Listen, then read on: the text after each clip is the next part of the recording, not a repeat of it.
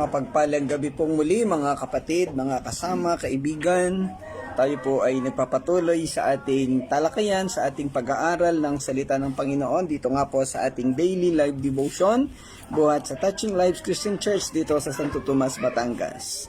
So noong mga nakalipas na ilang araw ay si Pastor Claude ang nagtalakay ng ating mga aralin at ito po'y napagkasunduan namin na hatiin ang mga araw ng pagtalakay. Siya ang gaganap sa loob ng Lunes, Martes at Miyerkules at ako naman mula Huwebes hanggang Linggo para properly divided, designated ang mga responsibility at mga gawain dito sa church. So, yun po. So, ngayon pong gabi, ating ipagpapatuloy ang talakayan na simula ni Pastor Claude kagabi, ang kabanatang 28 ng aklat ni Isaiah. So, bago po yan, tayo po ay mandaling manalangin. Humingi tayo ng gabay at patnubay, karunungan sa Panginoon. Manalangin po tayo.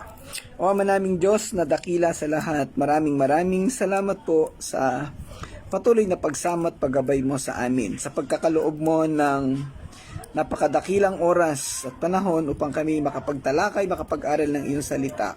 Ikaw po, Panginoon, ang mangusap sa mga kapatid namin, kasama sa Touching Lives at maging ang mga ibang kapatiran na nasa iba't ibang lugar, ng iba't ibang panig ng mundo upang amin po silang makasama sa pag-aaral na ito at matuto rin sa kagandahan ng iyong salita. Pagpalain mo kami at gabayan, Panginoon. Amin pong pinatagubilin sa iyong lahat ng ito, Ama, sa pangalan ng Panginoong Hesus. Amen. Ayan, so, magandang gabi po, Ate Josie Cabanillas at Sister Babes Fontanillas, buhat sa Oriental Mindoro, sa Calapan City. Siyempre, kay Pastor Claude.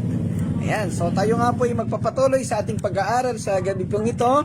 Atin pong i-review ng konti ang naging talakayan kagabi ni Pastor Claude. Nagsimula po siya sa kabanatang 28. So, ang kabanata nga pong 28 ay naglalaman ng mga babala laban sa pagmamataas at kamangmangan ng mga pinuno at mga tao ng Jerusalem.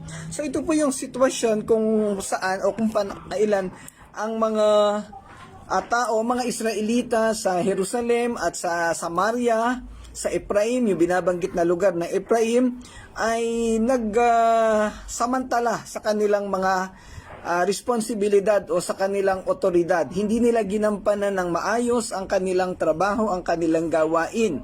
Sa halip sila'y nagpakasasa sa kanilang kapangyarihan. At ang naging resulta nito, napabayaan nila ang kanilang gawain bilang hari, bilang pari o mga saserdote. At ang iba doon ay mga propeta rin na nagpabaya. Kaya ang naging resulta, napabayaan nila at naging kaawa-awa ang mga tao. Sa pagdating ng huling panahon, sila ay paparusahan ng Panginoon. So napakaraming simbolismo na binabanggit ito sa kabanatang 28, particularly yung binabanggit doon na parang mga lasing na susuray-suray. So natalakay natin to sa buong kabanata na ito kung anong ibig sabihin ng pagiging lasing o pagiging pasuray-suray ng mga tao na ito o nitong mga pinuno na ito. Hindi ang isang bagay na binabanggit dito ay posibleng hindi literal na lasing sa alak o posible rin namang literal kasi sa konsepto, sa kultura ng mga Israelita, ang alak o pag-inom ng alak ay bahagi ng kanilang gawain sa pang-araw-araw at ito ang pinakatubig nila sa kanilang gawain.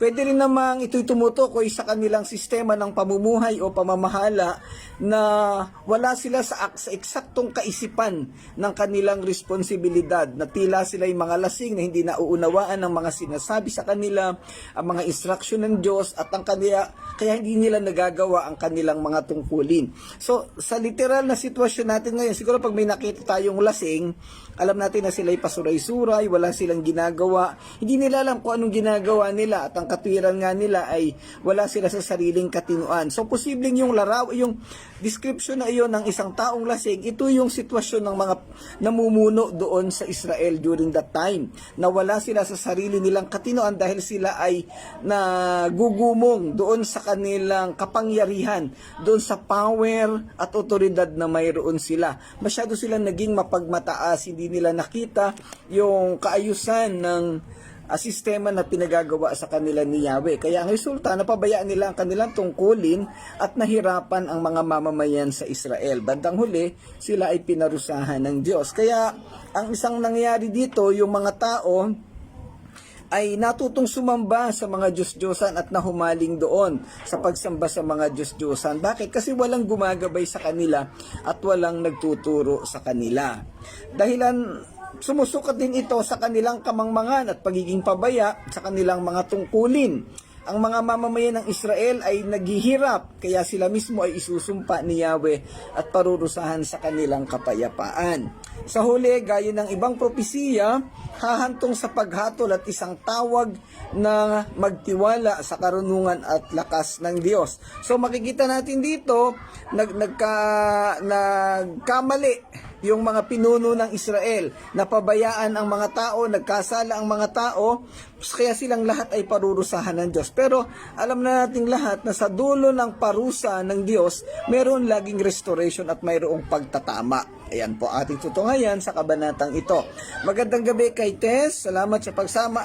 Ang aking kaibigan si Pastor Dan, buhat sa Antipolo City. Ayan, salamat Pastor sa pagsama. Napadaan ka sa aming talakayan. Okay. Ang kabanatang ito ay panimula ng isang malaking seksyon na binubuo ng 8 kabanata, ang chapters 28 to 35. Na karamihan ay tumutukoy sa timog na bahagi ng kaharian ng Juda o yung Israel. Ang pinakasentro nitong seksyon na ito, nung itong 8 kabanata na chapters 28 and 35 ay mga talakayan, mga propesiya hinggil sa mga pagkakamali, sa mga pagkakasala, pagmamalabis at sa pagpaparusa ng Diyos sa mga Israelita doon sa timog na bahagi yung Israel. Na dito sa kabanata na ito, makikita natin lagi yung pangalang Ephraim. Ang Ephraim ay isang lipi na nagmula sa anak ni Jose, ni Joseph. At ito ay isang kilala o sikat na nalipi o tribo doon sa bayan ng Israel. At syempre, indirectly, gagamitin din yung o pinapatukuyan din yung lungsod ng Samaria na siyang sentro o kapitolyo ng bansang Israel. Yan. Okay, sa bandang huli, magkakaroon lang ito ng kaunting comparison doon sa lungsod ng Jerusalem o yung Juda o yung sa hilagang bahagi. Sa konteksto, ang kabanatang ito ay bahagi ng mas malaking bahagi ng aklat na naglalaman ng mga mensahe ng paghatol laban sa Israel at Juda dahil sa kanilang pagsuway at kawalan ng katapatan. Gayunpaman, nakapaloob sa mga mensaheng ito ang paghatol at mga pangako ng pagpapanumbalik at pagpapanibago. Ito nga yung ating laging nakikita sa mga sistemang ginawa ng Diyos, merong pagpaparusa at paghatol o judgment doon sa mga Israelita. Pero sa dulo nito, laging nandoon yung revival and restoration. At ang resulta nga nito, yung pagkakaroon ng remnants of Israel o yung mga ilang tao na matitira at na siyang makakasama doon sa millennial kingdom. Nakapaloob sa mga mensahe ng mga kabanatang ito ang paghatol ng mga pangako at pagpapanumbalik o pagpapanibago. At ang mga talatang ito ay isa sa gayong pangako, naglalaman ng mga ganoong pangako. Ito ay nagsisilbing paalala na kahit sa gitna ng paghatol, ang sukdulang hangarin ng Diyos ay ibalik ang kaniyang mga tao sa kaniyang sarili at pagpalain ng kaniyang presensya at pabor. Hindi natural na intensyon ng Diyos na sirain or pabagsakin o ubusin ang kaniyang lahi. Kumbaga pinapangaralan niya lang, tinuturuan niya lang ang kaniyang lahi.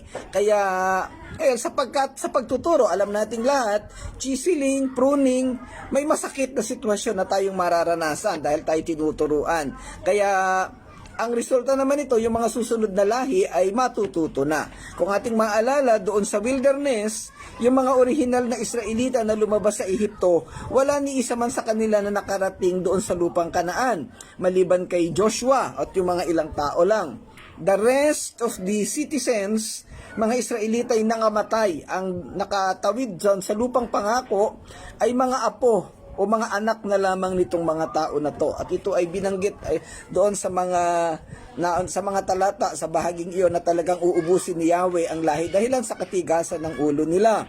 So, laging mayroong itinitira ang Diyos sa kanyang lahi para sa sitwasyon din natin ngayon sa kasalukuyan. Ano po? Siguro sa church natin pwede nating dalhin ang ganitong sitwasyon May mga mawawalang tao sa church, may aalis, may lilipat, may mag-rebelde na mga natural na sitwasyon yan. Pero merong iniiwan na siyang pagmumulan ng paglago ng simbahan. Yan. Kung wala man tao yung pastor, nandun pa rin at naiiwanan pa rin. Ano, yan. Okay. Ang kabanatang ito rin ay nagsisilbing mahigpit na paalala ng mga epekto ng espiritual na kasiyahan at pagsuway. Gayunpaman, sa loob ng babala at nalalapit na paghuhukom, masusumpungan natin ang pag-asa na ipinangakong panulukang bato. So isang sentro ng talakayan, isang tema sa talakayan sa kabanatang ito, yung panulukang bato or cornerstone na tumutukoy sa Panginoong Hesus na itatatag or i-install ng Diyos para maging sandigan at kapitan ng mga tao. Ito nga, doon sa Millennial Kingdom, siya ang direktang mangunguna. Siya ang magsisilbing pundasyon nating lahat. Sa paglalayag natin sa ating buhay, naway ating alalahanin na ang tunay na karunungan at pangunawa ay nagmumula lamang sa Diyos. Huwag na nating hayaan na matulad tayo doon sa mga sitwasyon ng mga Israelita na nagtiwala sa sariling kakayahan, sa sariling kagalingan, kinalimutan ang Diyos. Magandang gabi, Sister Jane. Salamat sa pagsama uli sa ating talakayan. Ang mga common na paksa sa kabanatang ito, merong siyam na paksa na pinakatema sa lahat ng ito. Ang una, yung woe to Ephraim or sa aba ng Ephraim. Ito'y tumutukoy sa mga talatang 1 hanggang 4 na naglalarawan ng pagmamataas at pagbagsak ng Ephraim na sinasagisag ng isang kumukupas na bulaklak. Binabanggit dito na makakaranas sila ng mga kaabalahan at mga panaghoy. Nabanggit ito ni Pastor Claude kagabi, yung tema ng salitang panaghoy. Mararanasan ng mga taga-Ephraim o ng mga taga-Israel yung kasakitan, kabigatan ng kanilang sitwasyon. At dahil dito sila ay tataghoy, sila ay magmumo, no? Mahihirapan sila dahil sa nalalapit na paghuhukom. Ang mga mangyayaring kaabalahan at panaghoy sa kanila ay nagpapakita ng resulta o kahihinatnan ng pagmamataas at pagpapalayaw.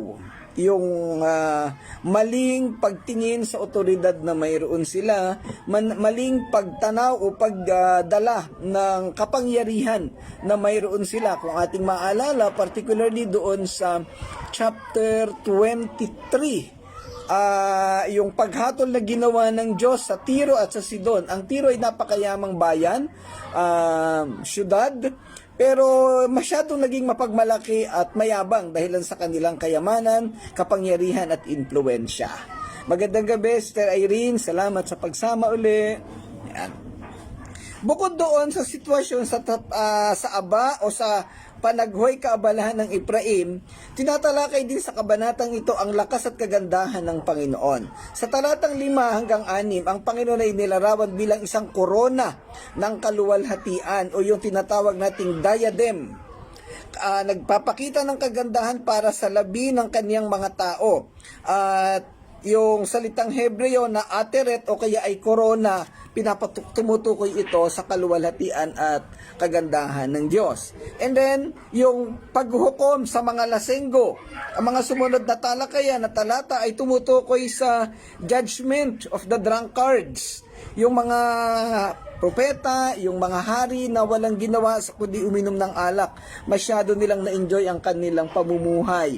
Kaya napabayaan nga ang kanilang tungkulin. At sabi dito, kung ito may literal, ay naging lasenggo sila. Ayan, so wala silang inintindi. At ang terminong Hebreo para sa salitang susuray-suray ay nagpapahiwatig ng pagkawala ng direksyon kapwa sa pisikal at espiritual dahil sa pagkalasing. Ayan, sana wala sa atin ditong naglalasing at nagkakaroon ng kilos na pasuray-suray. Alam ko si Pastor Dan hindi yan naglalasing napakabait na pastor po niyan. Ayan. And then sumunod, ang pangangailangan para sa pagtuturo Well, alam nating lahat ang pangangailangan ng bawat isa na turuan. Ang lahat ng miyembro, lahat ng mananampalataya sa church, bagamat sila'y ligtas na, tayo'y ligtas na, kailangan pa rin nating matuto upang lalong lumawak ang ating kaalaman sa Diyos, upang tayo lalong makapaglingkod sa Kanya. Kaya nga meron tayong ganitong daily devotion at ngayon ay live. So dahil ang ating layunin sa iglesia na ito ay patuloy na makapagturo at mapalalim ang bawat isa sa salita at pagkakilala sa Panginoong Diyos. Ayan. Okay. May binabanggit din ditong mauutal-utal na mga labi. Well, ito ay description ng isang taong lasing na wala sa katinuan, wala sa tamang sitwasyon ng pamamaraan.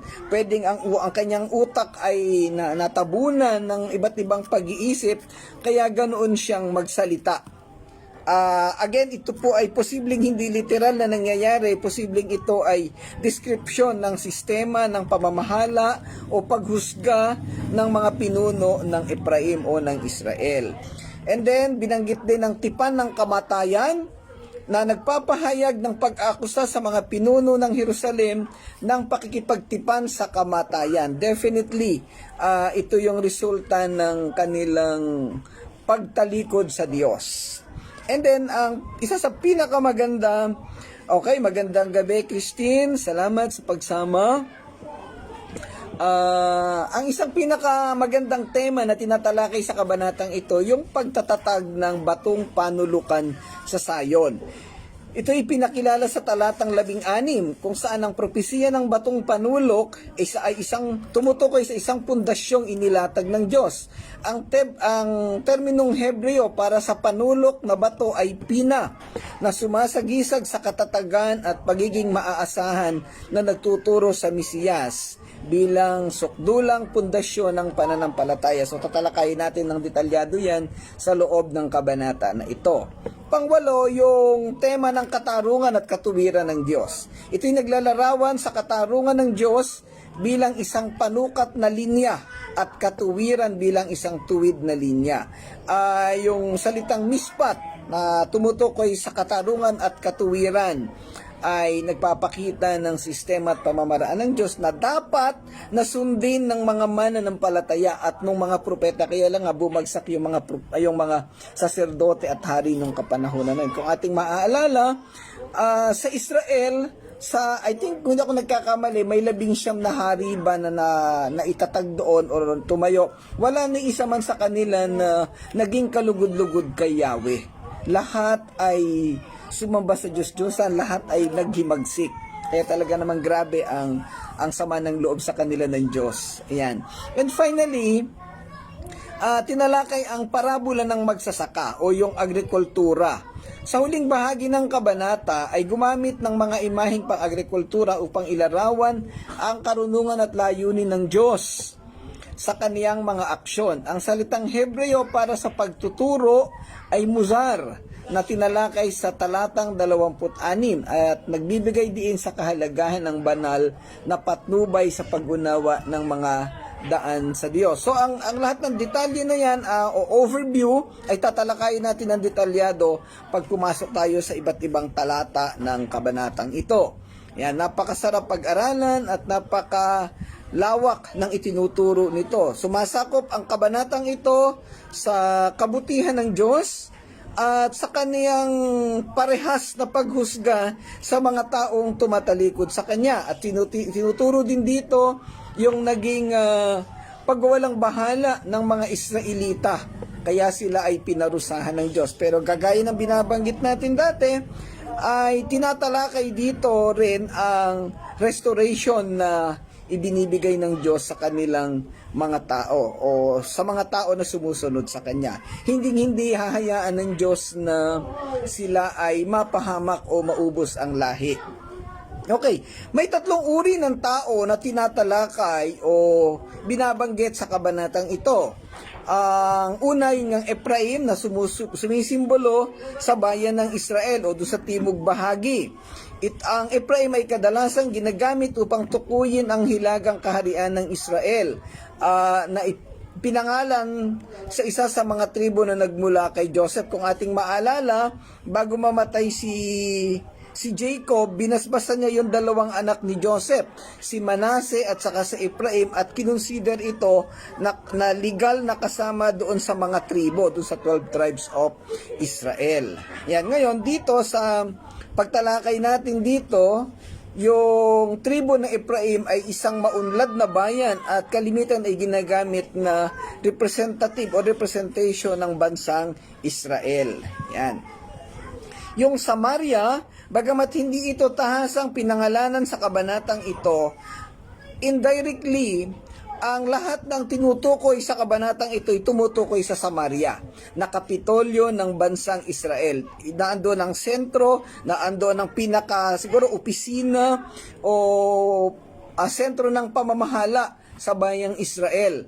At naandun ang kaniyang mga propeta, ang mga hari, at ang mga saserdote. Ayan. Magandang gabi, Tess. Salamat sa pagsama sa ating pag-aaral. At syempre, yung Jerusalem na sentrong lungsod naman sa bayan ng Juda o sa hilagang bahagi.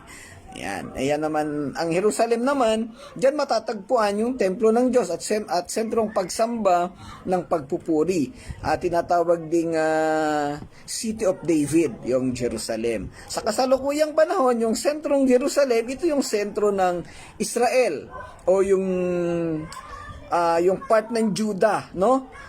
Sa pagpasok ng bagong tipan, yung Juda ay naging probinsya lamang ng Roman Empire na kung tawagin ay Judea. Pero sa kasalukuyang panahon, ito ay kapitolyo pa rin ng Israel. Actually, pinag-aagawan ng lugar na ito ng Palestine at saka ng Israel. Ang parehong bansa na to ay nagkiklaim ng pagiging kapitolyo ng dalawang bansa na ito. Ayan. Okay, so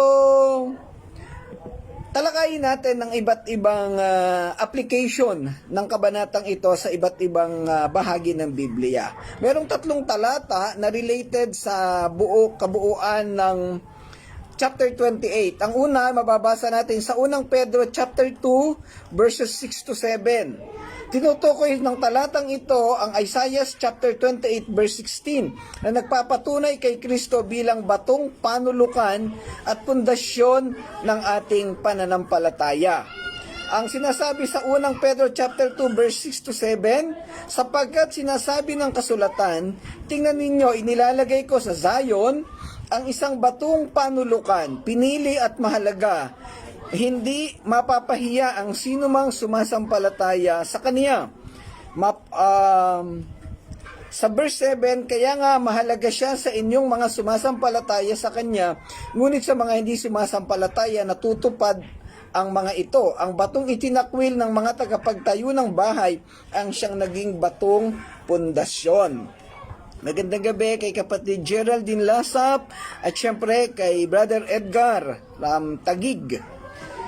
Sa Mateo chapter 7 verse 24 to 27, yung cornerstone o yung pundasyon ay ginamit na simbolismo. Kung ating maalala, doon sa chapter 7 ng Mateo 24 to 27,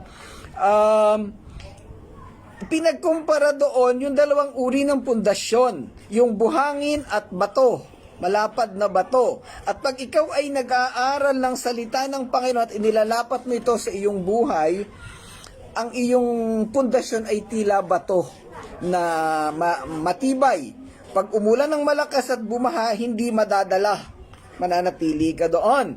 So ito yung pundasyon na tumutukoy sa salita ng Diyos. Ito yung pundasyon na itinuturo dito related do sa tinatawag na cornerstone, which is ang Panginoong Hesus. Samantalang yung isang uri ng pundasyon yung buhangin.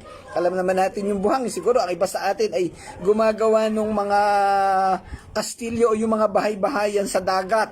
At pag umakyat yung alon, wala na agad yung yung ginawa nating napakagandang larawan doon o mga istruktura. Ayan.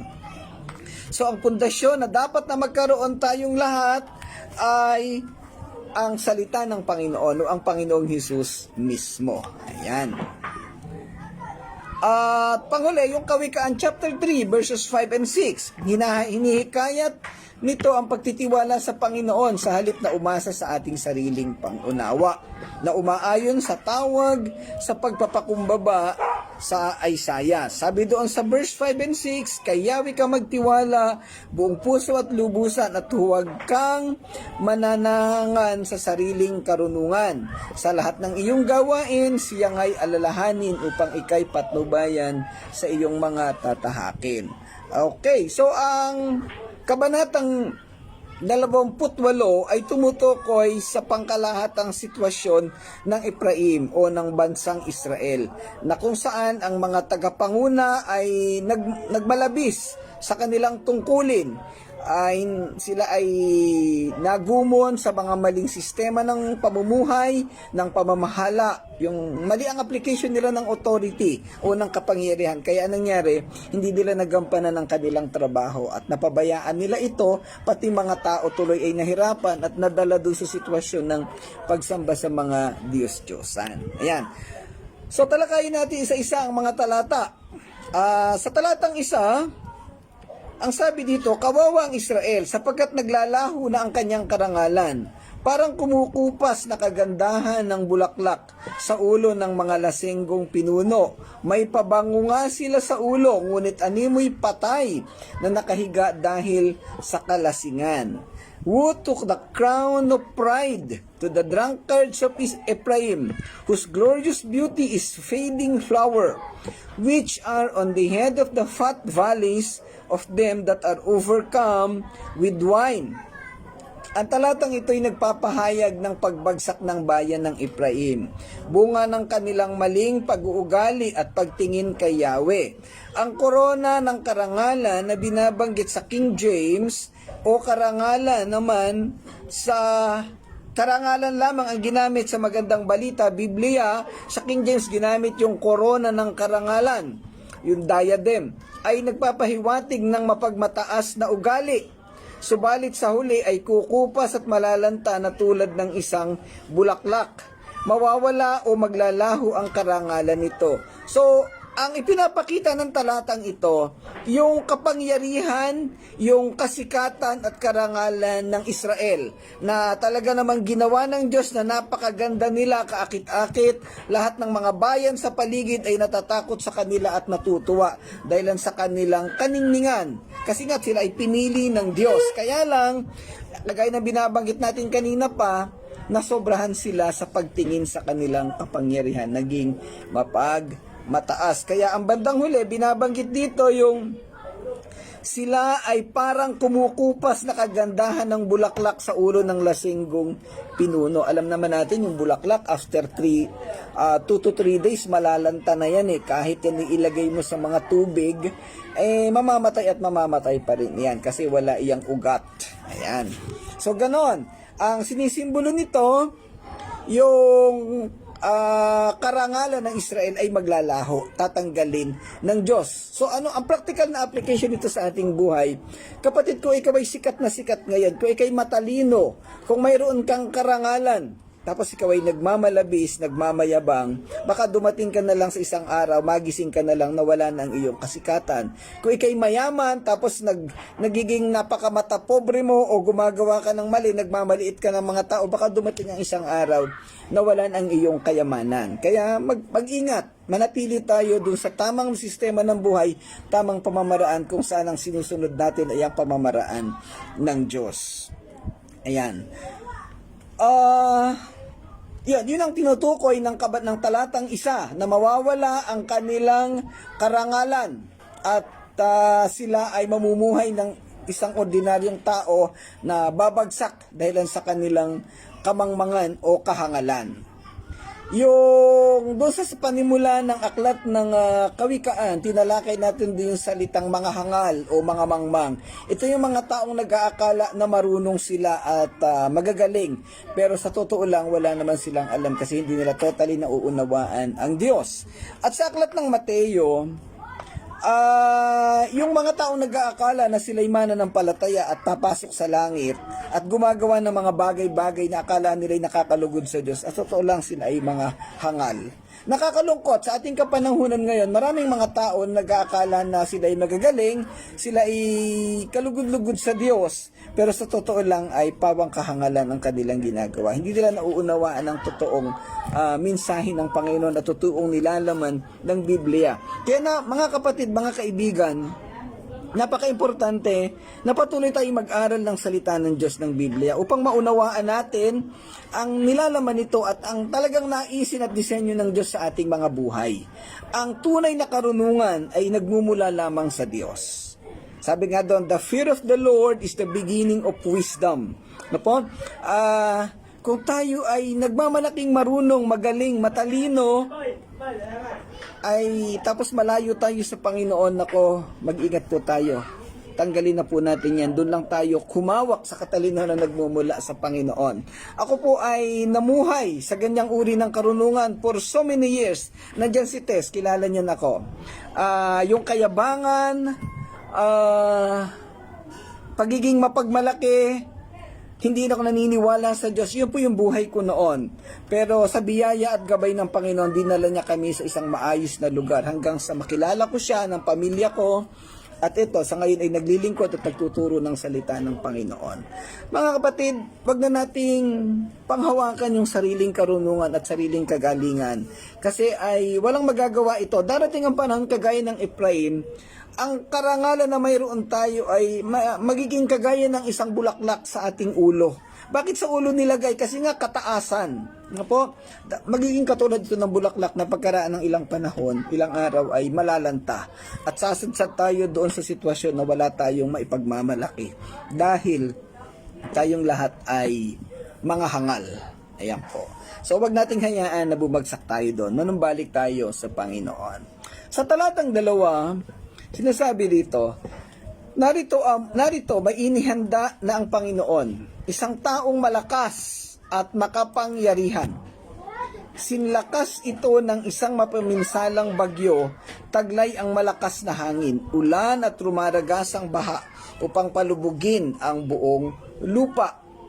Behold, the Lord has a mighty and strong one, which is a tempest of hail and a destroying storm, as a flood of mighty waters overflowing, shall cast down to the earth with the hand.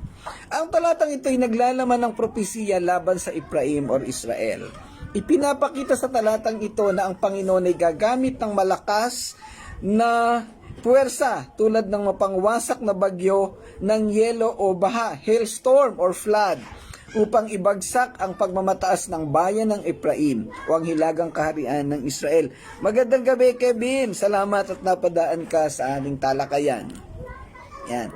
Ipinapakita dito ang kapahayagan ng kapangyarihan ng Diyos na magparusa sa mga mapagmataas na bayan ng Israel, kasama ang kanilang mga irresponsabling pinuno at pari. Ang mga tagapanguna o mga pari na tinutukoy ay maaaring kahalintulad ng binabanggit ni Propeta Hosea sa chapter 4 verse 6 ng Hosea. May sinasabi siya doon na papahamak ang aking bayan dahilan sa inyong kakulangan ng pagtuturo. Yan. So isa ito sa sitwasyon na nagagalit ang Diyos sa mga tagapanguna ng Israel dahil sa hindi tinuturo yung tamang pamamaraan. At probably ito rin yung binabanggit doon sa Hosea. Si Hosea ay isang propeta na inutusan ng Diyos na magpakasal sa isang prostitute para ilarawan ang pagmamahal ng Diyos doon sa Israel na tinukoy bilang isang patutot o prostitute kasi sila ay nangalunya. Magandang gabi, Sister Ana. Salamat sa iyong pagsama. Ang pagpaparusang gagawin ay katumbas ng pagbagsak ng mga yelo sa lupa at kasunod ng malakas na baha na siguradong wawasak sa buong bayan at magdudulot ng kamatayan. Matatandaan ang mga hari ng Israel ay pawang hindi sumunod kay Yahweh, nagmalaki at pawang sumamba sa mga Diyos-Diyosan ng ibang bayan. Kaya sila ay pinarusahan ng Diyos sa pamamagitan ng pagpapabihag sa Assyria. Well, yung isang sitwasyon ng pagkabihag sa kanila sa Assyria. Tapos kaya lang yung hailstorm, ito'y literal na binamagit sa aklat ng pahayag na isa sa mangyayaring kaparusahan sa panahon ng Great Tribulation. Ang hailstorm, ito'y hindi ko alam kung kapareho ng nangyayari ngayon. May mga ice cubes na pumapatak sa lupa bilang ulan. I just remember noong 2006, nandun ako sa Qatar, naranasan kong nakawitness ako ng pag-ulan ng yelo. Maliliit na cubes ng yelo na parang kasing lalaki ng hinlalaki ng paa. Ganon, mga cubes ng yelo na bumabagsak na parang mabubutas ang bubong. Pag lumabas ka, baka mabukulan kapag tinamaan ka ng ganong ulan. So kung ganon kaliliit, ang yelo na babagsak sa sinana binabanggit dito, pwedeng hindi masyadong masakit. Pero posibleng mas malalaki pa doon ang tipak ng yelo na babagsak sa kapanahunang ito. Sa pagsusuri ng talatang ito, makakatulong na unawain ang kalalagayan ng bayan ng Israel at ng mga tao. Sila'y naging kampante at mayabang. Ito yung binabanggit ni Pastor kagabi, ni Pastor Claude, yung complacency, kampante, mayabang, nagtitiwala sa kanilang sariling lakas at pakikipag-alyansa sa mga dayuhang bansa sa halip na umasa sa Diyos. Sa halip na humingi ng biyaya at ng karunungan at pag-asa sa Diyos, nakikipagkampihan sila sa iba't ibang bansa na karaniwan na wala naman ibang bansa doon kung hindi mga hintil na kung saan sila nakikipag-alyansa. Ito ay karaniwang sitwasyon sa ating kapanahunan ngayon. Tayong mga mananampalataya, kalimitan ay umaasa doon sa mga ibang lahi o sa ibang pamamaraan maliban sa Diyos. Bakit hindi tayo totaling umasa sa Panginoong Diyos? Well, siguro ang hirap, kasi parang pagdating sa usapin ng pananampalataya, parang karamihan ng tao hirap na panghawakan. Para bang walang tiwala sa Diyos. Nakakalungkot yung ganoong sitwasyon. Kung atin lamang mararanasan at mararamdaman talaga sa buhay natin kung paanong magkaloob ang Diyos, wala na tayong ibang gagawin pa. Aasahan natin siya. Siya na lang ang ating aasahin. Alam niyo mga kapatid, ranas na ranas ko ang mga bagay po na ito. Kaya bilang pastor nyo, bilang patotoo, wag na tayong humanap ng ibang maaasahan maliban sa Diyos. Magandang gabi kay Ate Raquel Briones. Wow, salamat po sa pagsama, Ate Raquel. Mga kasama natin dati yan dito sa Yemilip sa Santo Tomas. Okay. Sa talatang ito, ang pagkilos ng Panginoon ay ihinalin tulad sa isang unos na nagmumungkahi ng isang banal na gawain at intervensyon ng Diyos na parehong hindi maiiwasan at magdudulot ng malawakang pinsala. Ang talatang ito ay nagsisilbing isang paalala na ang pagtitiwala na ibinibigay sa mga kakayahan o alyansa ng tao sa huling panahon o sa panahon ng paghatol ng Diyos ay walang saysay. Hindi natin kayang panghawakan o hindi tayo kayang hawakan nung lakas na nagmumula sa ibang tao.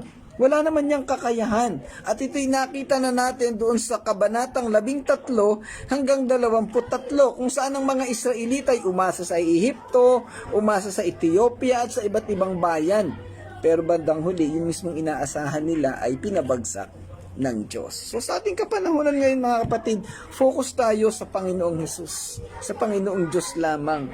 Doon lang tayo makakaasa at siya lang ang sigurado makakapagbigay ngayon sa atin ng tunay na pag-asa at katibayan. Kaya nga yung simbolismo ng cornerstone na matatalakay natin sa mga susunod na talata,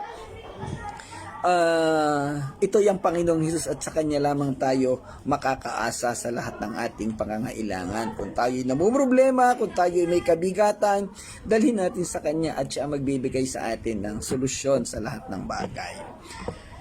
Kapag ipinatupad ng Diyos ang napakatinding puwersa ng banal na paghatol, ang tunay na seguridad ay nakasalalay lamang sa pagsunod at pagtitiwala sa soberanya ng Diyos. Walang sino man ang makakapangyari sa Diyos. Walang sino man ang makakapigil sa gustong gawin ng Diyos. Parusahan man niya, patayin man niya, ubusin niya lahat ng lahi, kaya niyang gawin. Kaya dapat sa Panginoon lang tayo umasa. Okay, sa King James, nagsisimula ang talata sa salitang behold. Yung salitang behold, na malimit kung ginagamit ay nagbibigay ng pagdidiin para sa isang kapahayagan o instruction. Ginagamit ang salitang ito upang umakit sa atensyon ng mambabasa sa isang bagay na mahalaga at makabuluhan. Behold, parang sinasabi na magbukas ka ng isip mo, mag-focus ka, at dito ka lamang tumingin. Sa kasong ito, binibigyan diin ang pagpapakita ng kapangyarihan ng Panginoon na magpadala ng parusa laban sa mga tao. Partikular sa mga Israelita na hindi sumunod sa kaniyang mga kautusan sa kabila ng kanyang pagtangkilik sa kanila. Ang mga imaheng ipinakita sa talatang ito ay makapangyarihan at matingkad na inihahalin tulad ang Panginoon sa isang makapangyarihan at malakas na puwersa.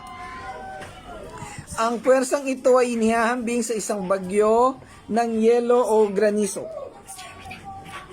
sa isang nagwawasak na bagyo at isang baha ng malalakas na tubig na umaapaw. Ang mga paghahambing na ito ay binibigyang diin ang napakalaki at hindi mapipigilang kalikasan ng paghatol ng Panginoon. So ito yung binabanggit kanina, yung salitang granizo, ito yung hailstorm, ito yung yelo na babagsak. Ang mga paghahambing na ito ay binibigyang diin ang napakalaki at hindi mapipigilang kalikasan ng paghatol ng Panginoon. Ito ay naghahatid ng isang pakiramdam ng kapangyarihan at mapanirang puwersa na itinatampok ang laki ng pagkilos ng Diyos bilang tugon sa kasalanan at pagsuway ng mga tao. Magandang gabi, Pastor Rene. Salamat at napadaan ka.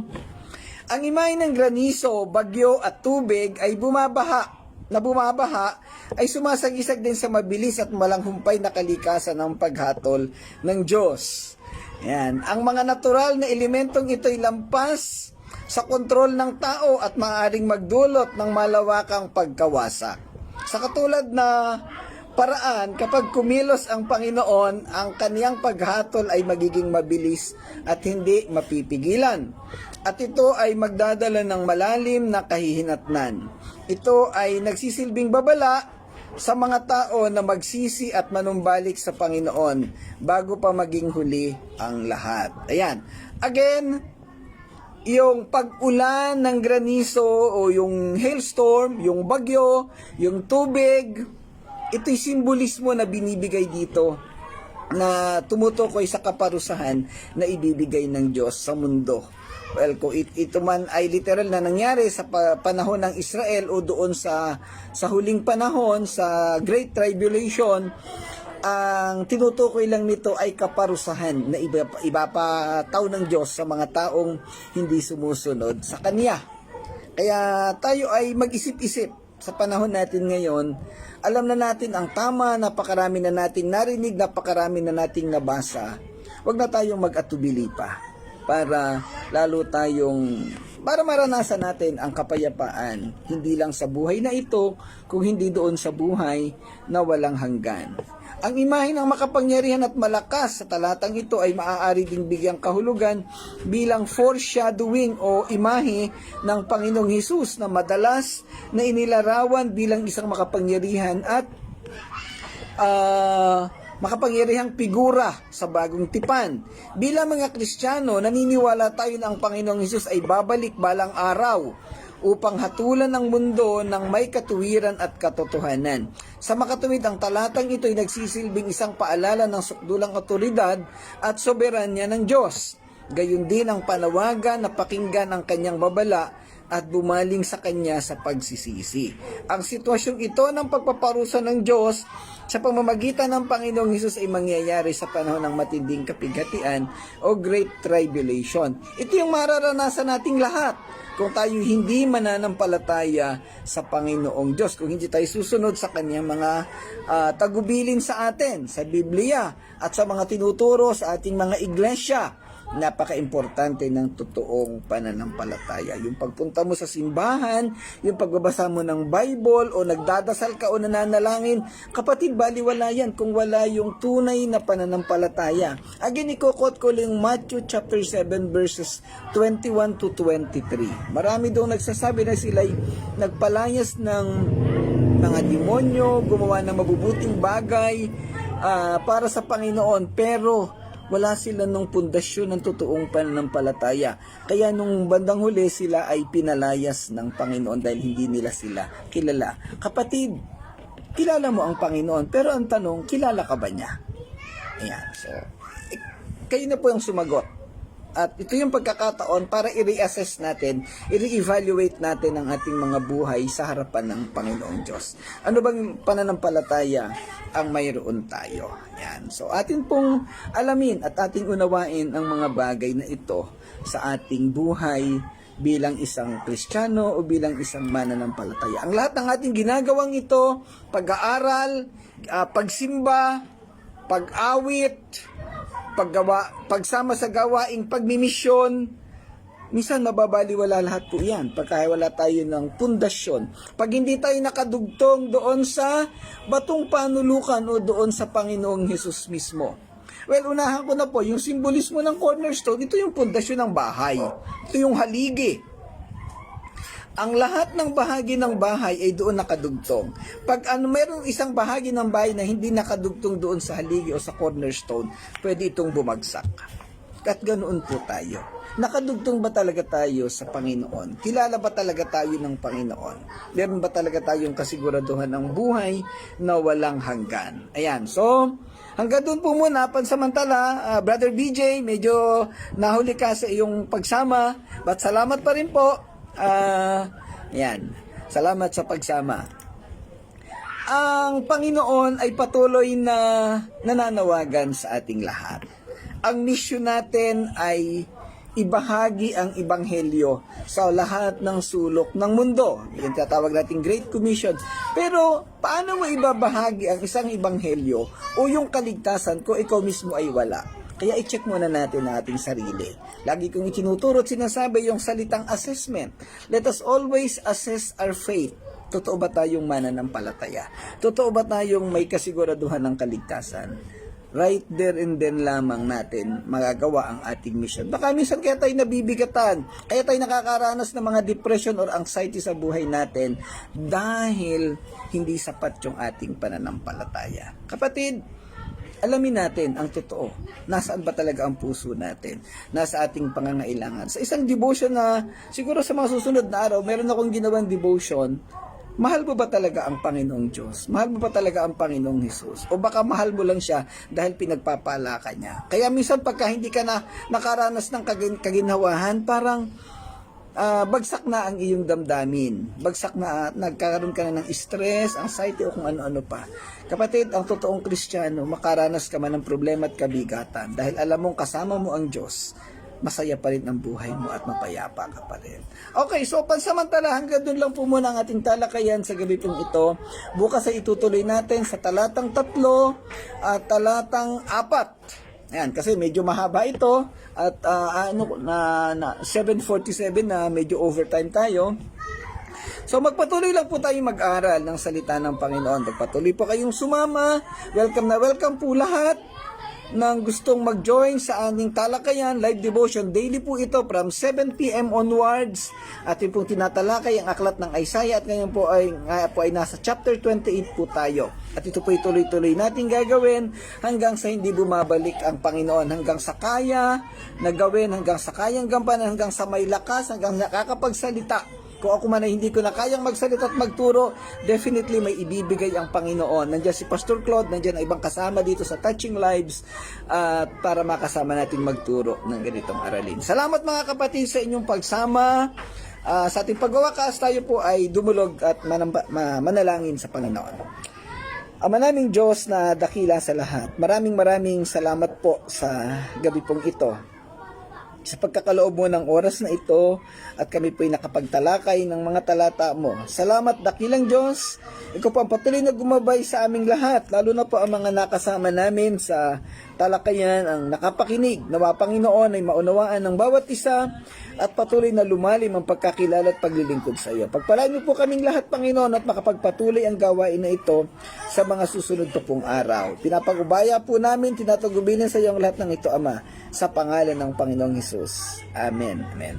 Okay, maraming salamat po uli sa inyong lahat. Salamat Pastor Claude, Brother BJ, Sister Irene, Sister Anna, Sister Geraldine, Pastor Dan, Sister Jane, Sister Babes, si Tess, at sa iba pa na baka nalampasan ko. Si Ate Josie, si Tin, kanina na andyan din, nakita ko rin siya. So salamat po sa inyong lahat. Magkita-kita po tayo uli bukas. Maraming salamat po. Pagpalain kayo ng Panginoon, sa Kanya lang ang kapurihan. Bye-bye po!